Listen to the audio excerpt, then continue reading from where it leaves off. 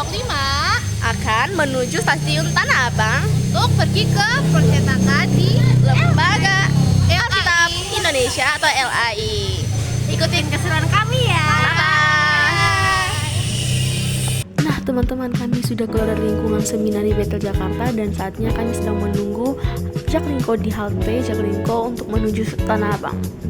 Nah sampainya di stasiun, kami sudah memasuki stasiun dan kami akan menuju ke Bogor. Nah di sini kami transit tapi kami hampir ketinggalan kereta. Nah teman-teman, di sini kami sudah transit dari Manggarai dan kami sedang berjalan menuju ke kereta. Di sini kami sudah saat turun dan saat itu kami sudah naik Grab dalam perjalanan kami, tapi sayangnya di sana hujan. Ternyata teman-teman kami lupa membawa payung. Nah di sini kami disuruh masuk dan kami dibawa oleh petugas LAI yang akan memimpin kami. Nah ini gedung aula bagian dalam dari percetakan Lembaga Alkitab Indonesia. Nah di sini kami diarahkan oleh kakak-kakak pembina. Mereka mengarahkan kami bagaimana proses pembuatan Alkitab dan lain sebagainya. Nah ikuti langkah-langkah kami. Bye-bye. Nah LAI berkapasitas produksi 2 juta Alkitab per tahun. Nah LAI ini berdiri di Bogor atau lebih tepatnya di daerah Nanggewer. Nah proses pembuatan Alkitab ini kita ketahui pastinya tidak mudah. Karena itu kita mau sama-sama belajar bareng proses pencetakan Alkitab di Lembaga Alkitab Indonesia. Nah produksi Alkitab terjemahan baru bahasa Indonesia dilakukan dalam 3 tahap, yaitu yang pertama proses pracetak, yang kedua proses cetak, yang ketiga proses jilid. Nah tahap pertama proses percetakan adalah proses penerjemahan selesai naskah tadi masuk ke departemen produksi dan penerbitan bidang praktek. Di bidang kerja ini sudah menerima naskah bersih dalam bentuk digital file. Naskah tadi di layout dengan program para teks, kemudian diperiksa copy editor antara lain seperti penyelesaian salah ketik, salah interpretasi, huruf kapital, tanda baca yang tidak tepat, dan lain sebagainya.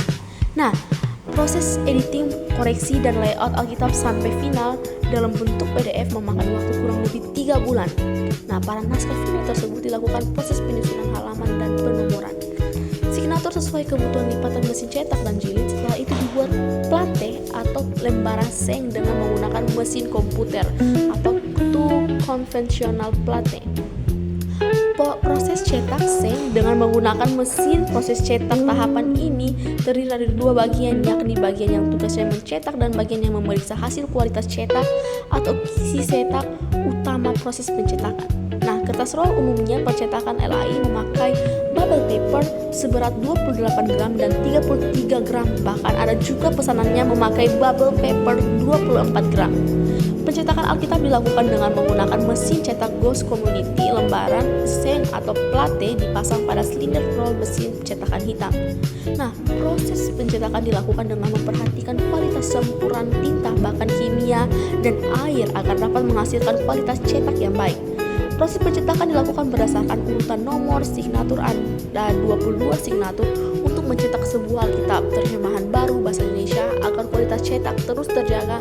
Jadi sehingga setiap 50 keteran atau lembaran cetak diperiksa kualitasnya oleh bagian quality control atau isi proses pencetakan Alkitab untuk koplah 5.000 eksemplar untuk membutuhkan waktu 7 hari kerja.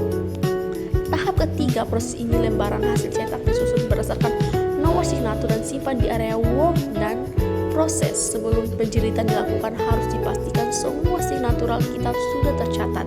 Nah, proses penjilitan dimulai dari proses komplit dataran dengan menggunakan mesin gathering otomatis. Selanjutnya masuk di proses cuci 1 dan ini petugas memastikan bahwa susunan nomor signatur sudah berurutan. Setelah itu proses jahit benang menggunakan mesin jahit benang otomatis dengan mesin book bag lining dan mesin 3Y. Dilakukan proses tempel kertas transit dan NCT lempung buku, tempel kertas back, cleaning paper, dan pengpresan punggung buku set tetap potong buku 3 sisi.